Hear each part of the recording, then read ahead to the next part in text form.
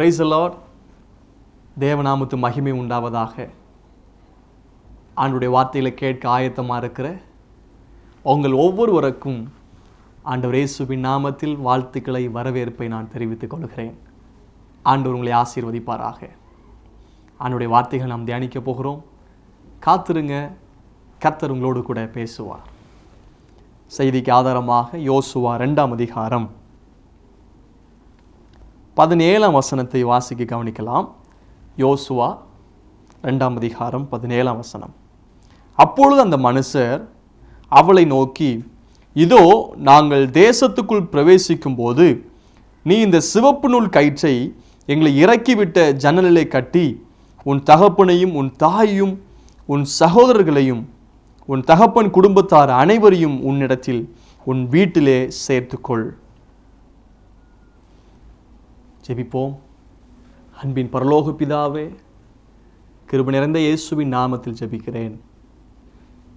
நாறுதல் மாத நிகழ்ச்சியை கவனித்துக் கொண்டிருக்கிற ஒவ்வொருவரையும் வார்த்தை மூலமாய் ஆசீர்வதிப்பீராக. வார்த்தைகள் பிரயோஜனமாய் ஜீவன் உள்ளதாய் கிரியை செய்யட்டும் என்று சொல்லி ஜெபிக்கிறேன்.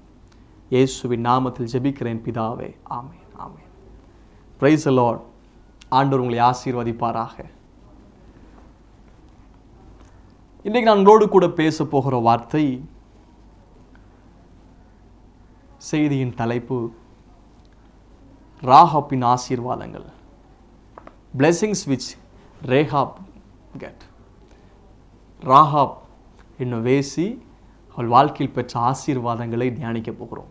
ராகாப், நான் ஏற்கனவே உங்களுக்கு போதித்தது போல, ராகாப் வேசித்தனம் பண்ணினவள் அப்படின்னு சொல்லி அழைக்கப்பட்டவள். பல இடங்களில் அவருடைய பேரை பார்க்கும்போது ராகாப் என்னும் வேசி, ராகாப் என்னும் வேசி, ராகாப் என்னும் வேசி அவருடைய தொழிலை வச்சு சொல்லியிருப்பாங்க. அந்த எரிகோ பட்டணம் முழுவதும் அழிக்கப்பட்டது, ஆனால் ராகாப் பாதுகாக்கப்பட்டாள். ராகாப் பாதுகாக்கப்படுவதற்கு, உயர்த்தப்படுவதற்கு, ஆசீர்வதிக்கப்படுவதற்கு காரணம் என்ன? அவளுக்குள் இருந்த ஏற்றுக்கொள்கிற குணம், பாதுகாக்கிற குணம், தயவு உள்ள குணம், தியாகம் உள்ள குணம், காரியத்தை வெளிப்படுத்தாத குணம், பணிவிடை செய்கிற குணம், தியாகம் உள்ள குணம், இப்படி என்று சொல்லி நாம் அவருடைய குணங்கள், இருதயத்தை குறித்து நாம் தியானித்தோம். 2 வேவுக்காரங்க போயிருந்தாங்க. இந்த வேவுக்காரங்களை பாதுகாத்தால், ஏற்றுக்கொண்டால், மறைத்து வைத்தால் காரியத்தை பேசி கொண்டிருக்கிறார். 2ஆம் அதிகாரம் பார்த்தீங்கன்னா தெரியும். நீங்கள் புறப்பட்ட நாளிலிருந்து கர்த்தர் உங்களுக்கு முன்பதாக செங்கடலை பிரித்தார். 2 பெரிய ராஜாக்கள் அழிச்சிட்டு வந்தீங்க. அதெல்லாம் குறித்து நாங்கள் கலங்கி போயிருக்கிறோம், கேள்விப்பட்டோம்.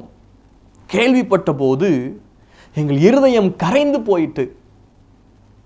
வசனம் 11ஆம் வசனம். கேள்விப்பட்ட போது எங்கள் இருதயம் கரைந்து போயிட்டு, உங்களால் எல்லோருடைய தைரியமும் அற்று போயிட்டு, உங்கள் தேவனாகிய கர்த்தரே உயர வானத்திலும் கீழே பூமியிலும் தேவனானவர்.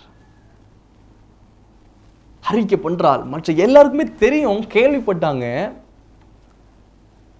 ஆனா அறிக்கை பண்ணது ராகாப் மட்டும்தான். வேற வானத்திலும் கீழே பூமியிலும் அவரே தேவனானவர், அவரை போல இல்லை, ஒருவரும் இல்லை. கர்த்தாவே தேவனில் உமக்கு ஒப்பானவர் யார்? கர்த்தரே தெய்வம். அறிக்கை பண்றாங்க. எப்படிப்பட்ட இருதயம் தெரியுமா? தேவனை குறித்து அறிவது மாத்திரமல்ல, ஒருவேளை ஆண்டவரை குறித்து, அவருடைய கிரியைகளை குறித்து அறிந்திருக்கலாம்.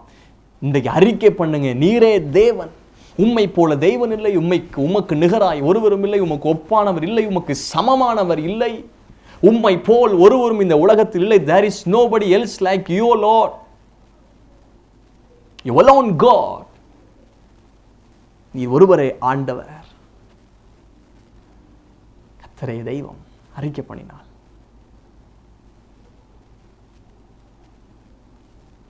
அறிக்கை பண்ணுங்க ஆண்டவர். அப்போ சொல்லிட்டு போறாங்க, காரியத்தை வெளிப்படுத்தாத இருக்கணும். இன்னும் மிக முக்கியமா பாருங்க, நாங்கள் எரிகோவை அழிக்க போறோம். எரிகோ பட்டணத்தை கர்த்தர் கையில் ஒப்பு கொடுக்க போறாரு.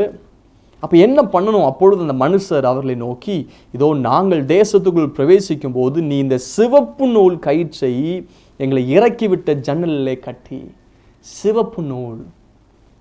இந்த சிவப்பு நூல் இயேசு கிறிஸ்துவின் ரத்தத்துக்கு ஒப்பனையாய் நாம் எடுத்து பேச முடியும். பழைய பாட்டு காலத்தில் பஸ்கா, அதாவது பஸ்கா ஆட்டுக்குட்டி அடித்து ஒவ்வொரு வீடுகளும் இரத்தத்தை நிலைக்காலில் பூச வேண்டும். அந்த இரத்தத்தை பார்த்து சங்கார தூதன் வீட்டில் மேற்கொள்ளாமல் அவன் போய்விடுவான். இங்கே ஒரு அடையாளம் கொடுக்கப்படுகிறது. சிவப்பு நூல் வீட்டில் தொங்கப்பட வேண்டும். சிவப்பு நூல். ராகாப் வேசித்தான், பாவித்தான், பலவித துரோகங்கள், பாவங்கள், அக்கிரமங்கள் ஈடுபட்டிருக்கலாம். ஆனால் இன்றைக்கு ஒரு வாய்ப்பு கொடுக்கப்படுகிறது. கர்த்தர் உங்களுக்கு ஆசீர்வாதத்தை வச்சிருக்கிறாரு. அந்த ஆசீர்வாதத்தை பெறுவதற்கு ஒரு காரியம் பண்ணணும். You have to come under the blood of Jesus Christ. You have to come under the blood of Jesus Christ. God is calling you to come under the blood of Jesus Christ. ஆண்டவர் இயேசு கிறிஸ்துவின் இரத்தத்தின் நிழலுக்குள் வருவதற்கு கர்த்தர் ஒரு அழைப்பை கொடுக்கிறார். அதே உயர்ந்த ஆசீர்வாதங்களை கர்த்தர் வச்சிருக்கிறாரு. He will turn your life up and down.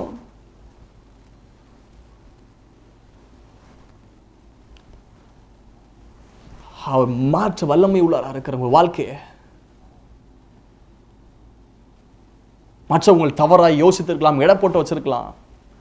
எல்லாவற்றையும் முறியடித்து வித்தியாசமான ஒரு நபராய் அவங்களுக்கு முன்பதாக காட்டுவதற்கு கர்த்தர் ஆயத்தமா இருக்கிறார். அதுக்கு முன்பதாக யூ ஹேவ் டு கம். நீங்கள் கர்த்தருடைய இரத்தத்துக்குள் வாங்க. ஆண்டவருடைய இரத்தத்துக்குள் வாங்க. பாவம், குறி தவறுதல் பாவம். அக்கிரமம் என்றால் என்ன? தெரிஞ்சிட்டே செய்கிறது அக்கிரமம். மீறுதல் என்றால் என்ன? அறியாமல் செய்கிறது. பழைய பாட்டில் குற்ற நிவாரண பலி, பாவ நிவாரண பலி என்று சொல்லி உண்டு. குற்ற நிவாரண பலி என்று சொன்னால் தெரியாமல் செய்த தவறு, அதற்கு குற்ற நிவாரண பலி செலுத்த வேண்டும். பாவ நிவாரண பலி தெரிஞ்சு செஞ்ச தவறுகள், இதற்கு பாவ நிவாரண பலி செலுத்தணும். ஆனால் நமக்காக இயேசு கிறிஸ்து பலியானார். இயேசு கிறிஸ்துவின் இரத்தம் சகல பாவங்களையும் நீக்கி சுத்திகரிக்கும். இயேசு கிறிஸ்துவின் இரத்தம் செய்ய வல்லமை உள்ளது. இப்போது அடையாளத்தை கொடுக்குறாங்க. இந்த சிவப்பு நூல் தொங்கப்பட வேண்டும். கர்த்தர் இஸ்ரவேல் ஜனங்களுக்கு அந்த எரிகோவை ஒப்பு கொடுக்கும் போது அந்த 2 வேவுக்காரங்க அந்த சிவப்பு நூலை பார்த்து அந்த குடும்பத்தை மீட்டு வந்தாங்க. பரலோகத்தில் ஒரு சத்தம் கேட்கிறது, இவர்கள் எல்லாம் யார்? ஆட்டுக்குட்டியின் இரத்தத்தினால் தோய்க்கப்பட்டவர்கள். இயேசு இரத்தம் உங்களை சுற்றி இருக்கும்போது ஒன்றும் உங்களை நெருங்க முடியாது. அவருடைய நாமத்துக்கு மகிமை உண்டாகட்டும். நாம் தியானிப்போம். முதலாவது ஆசீர்வாதம் என்ன? யாக்கோபு 2ஆம் அதிகாரம் 25ஆம் வசனம். யாக்கோபு 2ஆம் அதிகாரம் 25ஆம் வசனம். அந்தபடி ராகாப் என்னும் வேசியும் தூதர்களை ஏற்றுக்கொண்டு வேறு வழியாய் அனுப்பிவிட்ட போது கிரியையினால் அல்லவா நீதி உள்ளவளாக்கப்பட்டாள். மீண்டும் வாசிக்கிறேன். யாக்கோபு 3ஆம் அதிகாரம் 25ஆம் வசனம். அந்தபடி ராகாப் என்னும் வேசியும் தூதர்களை ஏற்றுக்கொண்டு வேறு வழியாய் அனுப்பிவிட்ட போது கிரியைகளினாலே அல்லவோ நீதி உள்ளவளாக்கப்பட்டாள். ராகாப் என்னும் வேசி. அங்கே யோசுவால நாம் பார்க்கிறோம் 2 வேவுக்காரங்க, இங்க பார்க்கிறோம் தூதர்கள். அறியாமல நம்ம தூதர்ல கூட உபசரிச்சது உண்டா? அதனால பல ஏழைகள் கஷ்டப்படும் கேட்கும்போது நீங்க அவங்கள புறக்கணிச்சிடாதீங்க, உதவுங்க. செய்திகள் எதை செய்திகள் அது எனக்கென்று செய்திகள் என்று சொல்லி ஆண்டவர் சொல்றாரு. அறியாமல் தேவதூதர்களை கூட உபசரித்தது உண்டு அப்படின்னு வசனத்தை பார்க்கிறோம். 2 தேவதூதர்களை ஏற்றுக்கொண்டு கிரியையினால் அல்லவா நீதிமானாக்கப்பட்டார், நீதி உள்ளவளாக்கப்பட்டார். முதலாவது ஆசீர்வாதம் என்ன தெரியுமா? She was made righteous. அநீதி உள்ளவள், பாவம் உள்ளவள், ஆனால் இன்றைக்கு நீதிமானாக்கப்படுதாள். எப்படி நீதிமானாக்கப்பட முடியும்? ரோமர்ல பார்க்கிறோம், இயேசு கிறிஸ்துவின் இரத்தத்தினால் நாம் நீதிமானாக்கப்பட முடியும். ஆண்டவர் இயேசு கிறிஸ்துவின் இரத்தம் சகல பாவத்தை நீக்கி சுத்திகரிக்கும். நான் ஏற்கனவே சொல்லியிருந்தேன், சிவப்பு நூல் தொங்கப்பட வேண்டும். ஆனால் எரிகோ பட்டணம் முழுவதும் ராகாப் என்று சொன்னாலே அவள் பாவி, வேசி, விபச்சாரி என்று சொல்லி அழைக்கப்பட்டவள். ஒருவேளை உங்களை குறித்து பலர் சொல்லியிருக்கலாம், இவன் இப்படிப்பட்டவன் தான், இவன் கள்ளன், குற்றவாளி, கொலைக்காரன், பாவத்துக்குள் அவன் பொய் சொல்லுகிறவன், இவன் விபச்சார தொழில் செய்கிறவன், இவன் துரோகி என்று சொல்லி பல காரியம் நம்மை குறித்து பேசியிருக்கலாம். நம்முடைய சுவாபங்களும் அப்படிப்பட்ட சுவாபங்களாக இருந்திருக்கலாம். ஆனால் இயேசு சுத்திகரிக்க விரும்புகிற ரட்சிப்பினுடைய முதலாவது அடையாளமே நீதிமானாக்கப்படுதல். நீதிமான் பனையை போல செழிப்பான். நீதிமான் ரோமர் 5:1 இவ்விதமாக நாம் விசுவாசத்தினாலே நீதிமான்களாக்கப்பட்டிருக்கிறபடியால், விசுவாசத்தினாலே 5:9 இப்படி நாம் அவருடைய இரத்தத்தினாலே நீதிமானாக்கப்பட்டிருக்க கோபாக்கினைக்கு நீங்களாக அவராலே நாம் ரட்சிக்கப்படுவது அதிக நிச்சயமாமே. அவருடைய நாமத்துக்கு மகிமை உண்டாகட்டும். அவருடைய இரத்தத்தினாலே நீதிமானாக்கப்படுகிறோம். ஆண்டவர் யார் தெரியுமா? நீதிமானாய் மாற்றுகிறவர்.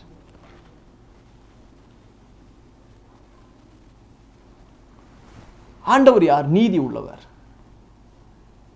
ஆண்டவர் இயேசு கிறிஸ்து சிலுவையில் மரித்தார். அது நிமித்தமாக முதலாவது ரட்சிப்புடைய முதலாவது காலம் ஜஸ்டிஃபிகேஷன், நீதிமானாக்கப்படுகிறோம்.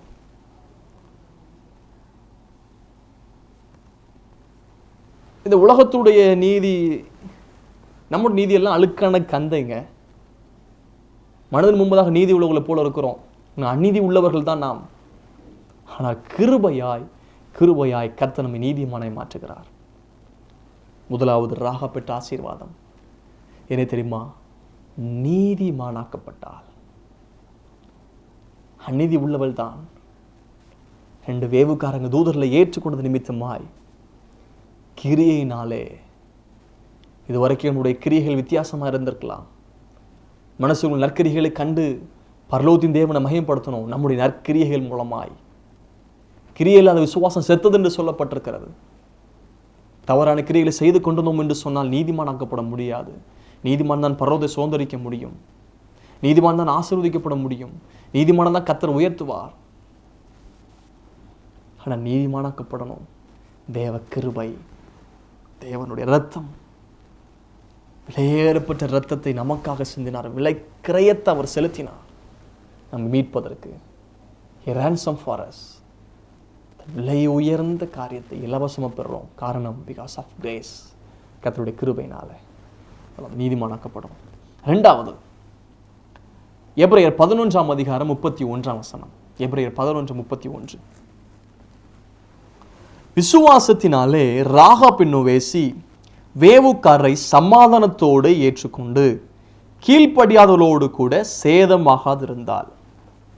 விசுவாசத்தினாலே ராகாப் என்னும் வேசி வேவுக்காரை சமாதானத்தோடு ஏற்றுக்கொண்டு, நான் ஏற்கனவே கடந்த வாரத்தில் பேசும்போது ராகாப்புடைய குணம், ஏற்றுக்கொள்கிற குணம், she accepted the servants of God. இங்கே பாருங்க, அதே குறிப்பில் ஒரு காரியம் பார்க்குறோம், சமாதானத்தோடு ஏற்றுக்கொண்டார். இன்றைக்கி நம்ம சிலரை ஏற்றுக்கொள்கிறோம், ஆனால் சமாதானத்தோடு ஏற்றுக்கொள்வதில்லை. இப்படிப்பட்ட குணம் உண்டாகட்டும், சமாதானத்தோடு ஏற்றுக்கொள்கிற குணம். இந்த பகுதி பார்க்குறோம், விசுவாசத்தினாலே ராகாப் என்னும் வேசி, விசுவாசத்தினாலே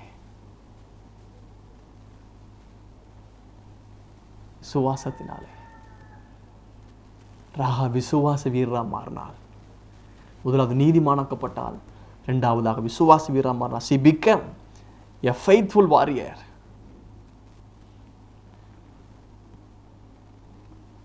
எவ்வளோ பரிசுத்தம் உள்ள லேடிஸில் இருந்தாங்க தெரியுமா? உமன்ஸில் இருந்தாங்க. ஆனால் எபிரேயர் 11 ராகாப்புடைய பேர் வருதுங்க பட்டியலில், விசுவாச பட்டியலில். எவ்வளோ பயங்கரமான விசுவாசம்! அந்த எரிகோ பட்டணம் சபிக்கப்பட்ட பூமியில் வசிக்கிற ஒரே ஒரு நபருக்குள் அப்படிப்பட்ட விசுவாசம். நான் சொல்ல முடியும், ஒருவேளை சுற்றி இருக்கிற ஒவ்வொரு காரியம் பாதகமாக இருக்கலாம், ஆனால் உங்களுக்குள் விசுவாசம் இருக்கும் என்று சொன்னால் நீங்கள் கர்த்தருக்கு சொந்தமான ஜனமாய் மாற முடியும், சேதமாகாது இருக்க முடியும்.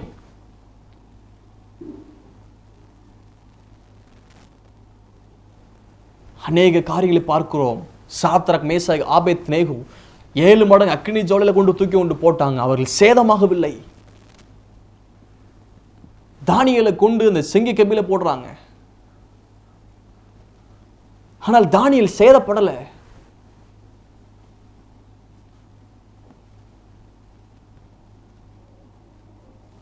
லோத், இந்த பட்டணம் எரிஞ்சு போதுங்க, சாம்பலா போச்சு, சோதம் குமார பட்டணம். ஆனால் லோத், அங்க அவர் சேதமாக இருந்தார்.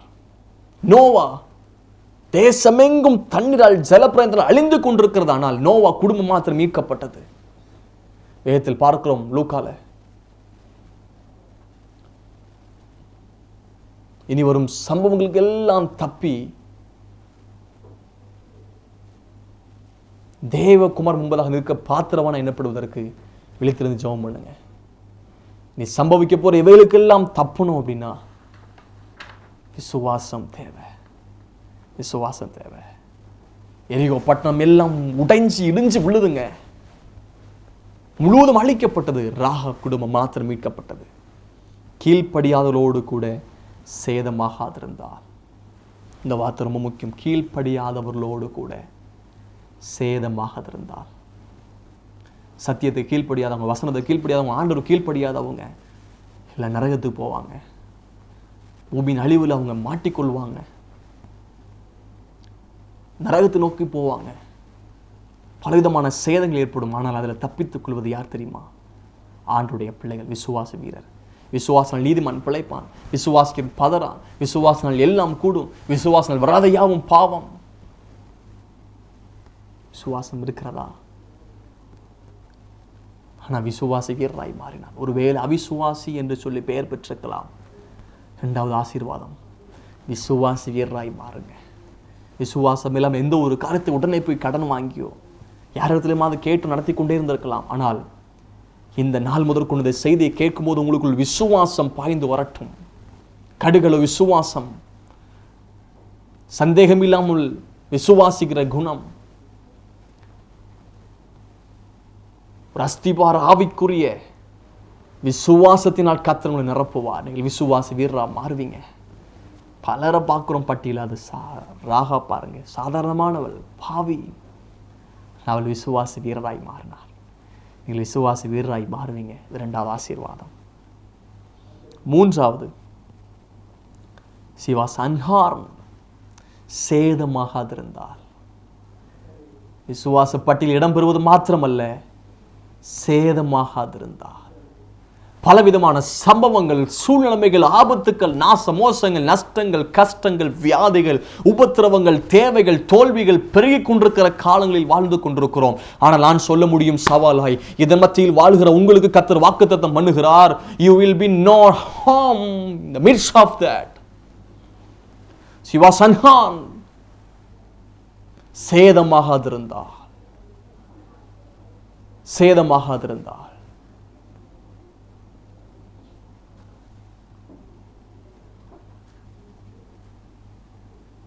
தாவீது சேதப்படல. தானியேல் சேதப்படல. கர்த்தரை நம்பினவங்க சேதப்படவில்லை. அசையாதிருக்கிற சீயோன் பர்வத்தை போல் இருப்பாங்க. கர்த்தரை எப்பொழுதும் எனக்கு முன்பதாக வைத்திருக்கிறேன். அவர் என் வலது பாசில் இருக்கிறபடி நான் ஒருபோதும் அசைக்கப்படுவது இல்லை. He is on my right side. I won't be shaken. I won't be moved. Because he is with me. அவர் என்னோடு கூட இருக்கிறார். நான் ஒருபோதும் அசைக்கப்படுவது இல்லை. Let me tell you, God is with you. You never ever be moved. ஒருபோதும் அசைக்கப்படுவது இல்லை, சேதப்படுவது இல்லை. கர்த்தர் எல்லா தீமைக்கு விலக்கி காக்கிற கர்த்தர். தீங்கு துக்கப்படுத்தாதபடிக்கு விலக்கி காக்கிற கர்த்தர் அவர். உங்களை கர்த்தர் காப்பார். கர்த்தர் கூட இருப்பார். வாழ்த்துக்களை தெரிவிக்கிறேன். முதலாவது நீதிமானாக்கப்பட்டால், இரண்டாவது விசுவாசி வீரராய் மாறினால், வீராங்கனையா மாறினால், மூன்றாவது சேதமாக இருந்தால், நான்காவது யோசுவா 2:17 நீ இந்த சிவப்பு நூல் கயிற்றை எங்களை இறக்கிவிட்ட ஜன்னலை கட்டி உன் தகப்பனையும் உன் தாயையும் உன் சகோதரையும் உன் தகப்பன் குடும்பத்தார் அனைவரையும் உன்னிடத்தில் உன் வீட்டிலே சேர்த்துக்கொள். யோசுவா 6:25 எரிகோ வேவு பார்க்க யோசுவா அனுப்பின ஆட்களை ராகாப் என்னும் வேசி மறைத்து வைத்தபடினால் அவளையும் அவள் தகப்பன் வீட்டாரையும் அவளுக்குள்ள யாவையும் யோசுவா உயிரோடே வைத்தான். பாருங்க, தகப்பன் வீட்டார் குடும்பத்தார். Salvation was given to her whole family. முழு குடும்பத்திற்கும் ரட்சிப்பு கொடுக்கப்பட்டது. கர்த்தராகிய இயேசு கிறிஸ்து விசுவாசி, அப்பொழுது நீ உன் வீட்டார் ரட்சிக்கப்படுவீர்கள் என்று சொல்லப்பட்டிருக்கிறது. நானும் என் வீட்டார் ஒன்றால் கர்த்தரையே சேவிப்போம். ஒரே ஒரு ராகாப் நிமித்தமாய் முழு குடும்பம் பாதுகாக்கப்பட்டது. ஒரே ஒரு நோவா நிமித்தமாய் முழு குடும்பம் பாதுகாக்கப்பட்டது. உங்கள் குடும்பத்தின் ஆசீர்வாதத்திற்காக நீங்க ஒருவர் எழும்புங்க. உங்களுடைய ஒரு தனி ஜெபம் உங்கள் முழு குடும்பத்தை பாதுகாக்கும். நிச்சயமாய் சொல்ல முடியும், நீங்கள் குடும்பத்துக்கு ஆசீர்வாதமா மாறுவீங்க, தேசத்துக்கு ஆசீர்வாதமா மாறுவீங்க, உங்கள் பட்டணத்துக்கு ஆசீர்வாதமா மாறுவீங்க, உங்கள் சபைக்கு ஆசீர்வாதமா மாறுவீங்க. ஒரே ஒரு ராகாப் நிமித்தமாய் முழு குடும்பம் பாதுகாக்கப்பட்டது. உயிரோடே வைத்தால் முழு குடும்பம் சேதப்படலைங்க. ஆசீர்வாதத்தை பாருங்க, குடும்பம் பாதுகாக்கப்பட்டது. தேவையில்லாத சேதங்கள் வரல, தேவையில்லாத ஆபத்துக்கள் வரல, தேவையில்லாத நாசமோசங்கள் வரல. சாத்தியமே இல்லாததுதான். அடுத்த ஆசீர்வாதம் என்ன? அதே வசனம் யோசுவா 6:25. அவன் இந்நாள் வரைக்கும் இஸ்ரவேல் நடுவிலே குடியிருக்கிறாள். அவள் ராகாப் இந்நாள் வரைக்கும் இஸ்ரவேல் நடுவில் குடியிருக்கிறாள். சாத்தியமே இல்லைங்க. இஸ்ரவேல் ஜனங்கள் நடுவில் வாசம் பண்ணுவதற்கு, நடுவில் போய் இருப்பதற்கு சாத்தியமே இல்லை. பாளையத்தின் புறம்பில் ஒதுக்கி வச்சிருந்த முதலாவது. ஆனா இப்பொழுது இஸ்ரவேல் ஜனத்தின் நடுவில் வாசம் பண்றார். காரணம், விசுவாச வீரர், நீதிமானாக்கப்பட்டவள், சேதமாக இருந்தவள். அவளுக்குள் அடுத்த கொடுக்கப்படுகிறது, முழு குடும்பம் ரட்சிக்கப்படுகிறது, குடும்பம் பாதுகாக்கப்பட்டது. உங்கள் பிள்ளைகளுக்கு, உங்கள் குடும்பத்திற்கு, உங்கள் பேர பிள்ளைகளுக்கு, முழு குடும்பத்துக்கு நீங்கள் ஆசீர்வாதமாக மாறுவீங்க. அவங்க சொல்லுவாங்க, ஒருவேளை குடும்ப நபர் உங்களை புறக்கணிச்சிருக்கலாம், நீ இருப்பதான் குடும்பத்துக்கு சாபம் என்று சொல்லி உங்களை சபிச்சு பேசியிருக்கலாம், உங்கள் சொந்த பிள்ளைகள் உங்களை அவதூறாக பேசியிருக்கலாம். ஆனால் சொல்ல முடியும், அவர்கள் வாயினால் அறிக்கை பண்ணுவாங்க, ஒரு நாள் வரும் உங்களுக்கு முன்பதாக, நீங்கள் இருப்பது நிமித்தமாகத்தான் நாங்கள் நல்லா இருக்கிறோம், குடும்பம் முழு குடும்பம் ஆசீர்வாதத்துக்கு நீங்கள் தான் காரணம் என்கிற வார்த்தையை உங்கள் முன்பதாக பதிவு செய்கிற நாட்கள் வருகிறது. அவனுடைய நாமத்தின் மகிமை இஸ்ரவேல் நடுவில் குடியிருக்கிறாள். சம்பந்தமே இல்லை. She was live in the midst of Israelites.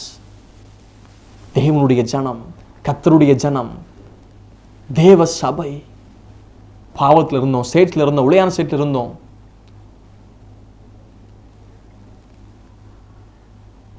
அக்கிரமத்தினாலும் பாவத்தினாலும் மரிச்சு போயிருந்தோம். ஆனால் நம்மை உயிரோட காத்து இப்போ கர்த்தருடைய பிரசன்னத்தில் வாழ வச்சிருக்கிறார்.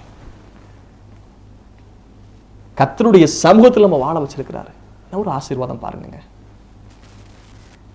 அநேகர் குழப்பத்தின் மத்தியில் வாழ்ந்து கொண்டிருக்கிறாங்க, கஷ்டத்தின் மத்தியில், கண்ணீரின் மத்தியில். ஆனால் நம்ம கர்த்தர் நிம்மதியா வாழ வச்சிருக்கிறாரு. தேவனுடைய கிருபை, அவருடைய நாமத்து மகிமை உண்டாகட்டும். இன்னொரு காரியம், மத்தேயு 1:5. மத்தேயு 1 பார்த்தீங்கன்னா சில பெண்கள் அதில் வருவாங்க. அதில் ஒரு பெண்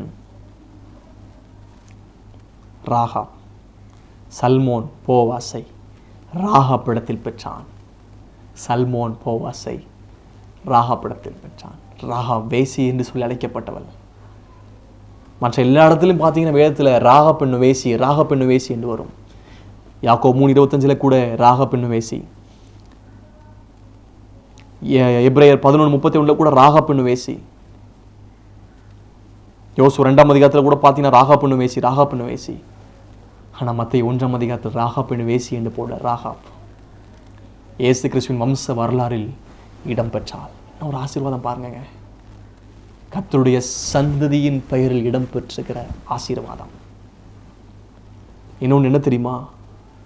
திருமணமான நல்ல ஒரு பரிசுத்தவானோடு கூட, பரிசுத்தமான பெற்றெடுக்கிற போவாஸ் இயேசு கிறிஸ்து ஒப்பனையாய் பேச முடியும். ரூத்தை திருமணம் பண்ணினார். போவாஸை பெற்றெடுக்கிற நல்ல ஒரு குடும்ப வாழ்க்கை கிடைத்தது. எப்படி திருமணமாகும், எப்படி நடக்கும், ஒரு வேசித்தனம் பண்ணவளே அப்படின்னு பல பேர் பேசியிருப்பாங்க. ஆனால் வாழ்க்கை முற்றிலும் மாற்றப்பட்டு வேசி விபச்சாரி என்று சொல்லி அழைக்கப்பட்டவள் இன்றைக்கு பரிசுத்தவாட்டியாய் காணப்படுகிறார். நம்முடைய பழைய பாவங்கள், சுவாபங்களை குட்டி சொல்லி குற்றப்படுத்துறவர்கள் உண்டு. இது நம்மை குற்ற உணர்வுக்குள் கொண்டு போகும். ஆனால் ஆண்டவர் அப்படி அல்ல. பரிசுத்த ஆவியானவர் பாவத்தை குறித்தும் நீதி குறித்தும் கண்டித்து உணர்த்துகிறவர். அவர் பாவ உணர்வை கொடுப்பார், நம்மை பரிசுத்தவானாய் மாற்றுவார். இப்பொழுது பரிசுத்தவானாய் மாற்றப்படுகிறார். Married life with a holy man. நல்ல ஒரு திருமண வாழ்க்கை கிடைத்தது. அது மாத்திரமல்ல, she gave birth to a king. Boaz, model of Jesus Christ. சந்ததியில் பார்த்தீங்கன்னா தாவீது ராஜா பிறந்தாருன்னு போட்டிருக்கோம். நீங்கள் மத்தேயு 1ஆம் அதிகாரத்தை நீங்கள் பார்த்தீங்கன்னா இந்த சந்ததியில் ராஜா பிறக்கிறார். எவ்வளோ ஒரு ஆசீர்வாதம் பாருங்க. வேசி என்று அழைக்கப்பட்டவள், பாவி, துரோகி, சாபம் நிறைந்த பகுதியில் வாழ்ந்தவள். ஆனால் அவளுடைய சந்ததியில் யார் பிறக்கிறார்? ராஜா. மத்தேயு 1ஆம் அதிகாரம் 6ஆம் வசனம், ஈசாய் தாவீது ராஜாவை பெற்றான். ஈசா தாவீது ராஜாவை பெற்றான். ஈசாய் ராகாபுடைய சந்ததியில் ராஜா பிறக்கிறாங்க. இந்த ராஜாவுடைய சந்ததியில் பார்த்தீங்கன்னா ராகாபுடைய சந்ததியில் ராஜாதி ராஜா பிறக்கிறார். இயேசு கிறிஸ்துவின் வம்ச வரலாறில் இயேசு கிறிஸ்துவும் இந்த வம்ச வரலாறில் பிறக்கிறார். எனக்கு அருமையான தேவனுடைய பிள்ளைகளே, இந்த ஆகலுமார் நிகழ்ச்சியை கவனித்துக் கொண்டிருக்கிற ஒவ்வொருவரோடும் கூட ஆண்டவர் பேசிக் கொண்டிருக்கிறார். மாறாவின் தண்ணீரை மதுரமாய் மாற்றினவர், வெறும் தண்ணீரை திராட்சரசமாய் மாற்றினவர், காலங்களையும் சூழ்நிலைகளையும் மாற்றுகிறவர். அவர் மாறாதவர், நேற்றும் இன்றும் நாளை என்றும் மாறாதவர். ஆனால் மாற்றுகிறவர், உங்களை மாற்றுகிறவர். கொலைகார பாவியா இருக்கலாம், துரோகியா இருக்கலாம், உபச்சார விக்கிரகாராதன பாவியா இருக்கலாம், உள்ளான இருதயம் எல்லாம் கரை படிந்து போயிருக்கலாம். எனக்கு இயேசுவின் ரத்தம் உங்களை சுத்திகரிக்கும். ராகாபுடைய வீட்டில் அந்த சிவப்பு நூல் தொங்க போடப்பட்டிருந்தது. இன்னைக்கு உங்கள் வீடுகளில், உங்கள் வாழ்க்கையில், உங்கள் குடும்பத்தில் இயேசுவின் ரத்தம் தெளிக்கப்படுவதாக. இயேசுவின் ரத்தத்தில் வல்லமை இருக்கிறது. இயேசு கிறிஸ்துவின் ரத்தம் சகல பாவங்களையும் நீக்கி உங்களை சுத்திகரிக்கும். அவருடைய நாமத்துக்கு மகிமை உண்டாகட்டும்.